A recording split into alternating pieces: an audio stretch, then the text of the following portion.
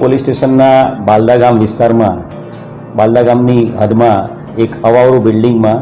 29મી નવેમ્બરના રોજ સવારમાં એક મૃત હાલતમાં એક બોડી મળેલ હતી। એ જે વ્યક્તિ છે એ માઇનોર છોકરો હતો।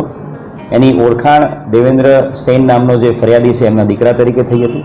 સગીર વયના બાળકની અવાવરું બિલ્ડિંગમાંથી મળેલી જે લાશ હતી એ જે બિલ્ડિંગનું જે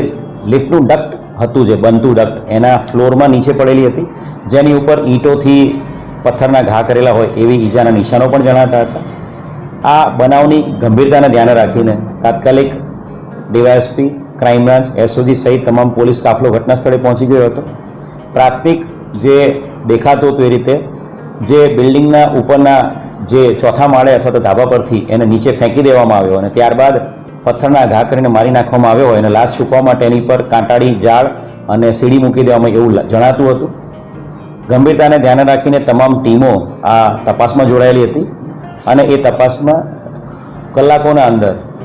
જે એક બાળ સગીર છે એને પૂછપરછ માટે હાથ પર લેવામાં આવ્યો હતો। આ બાળ સગીર સાથે જે તે દિવસે બનાવના દિવસે વહેલી સવારથી મરણ જનાર બાળ સગીરની મૂવમેન્ટ હતી, એની વિઝિટ હતી અને બાળ સગીરની ડિટેલ્ડ પૂછપરછ કરતાં એ બાળ સગીરે આ ગુનો કર્યાની કબૂલાત આપી છે। જે બાળ સગીર છે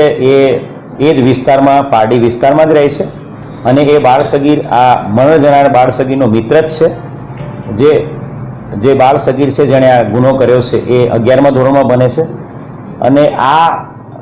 સગીરના જે મરણ જનાર છે એનો જે મોબાઈલ છે એની સ્ક્રીન આ આરોપીથી તૂટી ગયેલી હતી અને એ સ્ક્રીન તૂટી ગઈ, એના પૈસા 1500 રૂપિયા એની પાસે વારંવાર માંગતો હતો। ગયા સોમવારે મરણ જનાર બાળક છે એ ત્યાં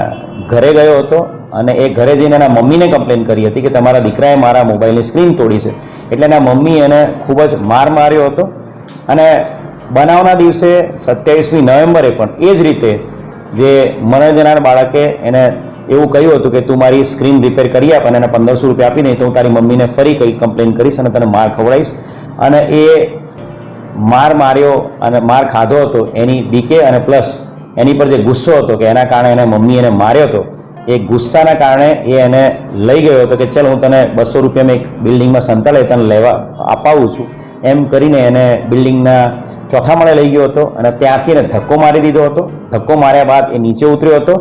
અને એવું લાગ્યું કે એણે એ જે વ્યક્તિ છે એ મર્યો નથી, એટલે ગ્રાઉન્ડ ફ્લોર પર પડેલા ઈંટના ટુકડા લઈને એને મારવાનું ચાલુ કર્યું હતું અને જ્યાં સુધી એ મર્યો નહીં ત્યાં સુધી ઈંટના ટુકડા માર્યા હતા અને ત્યારબાદ એ જગ્યા પરથી ભાગી ગયેલો।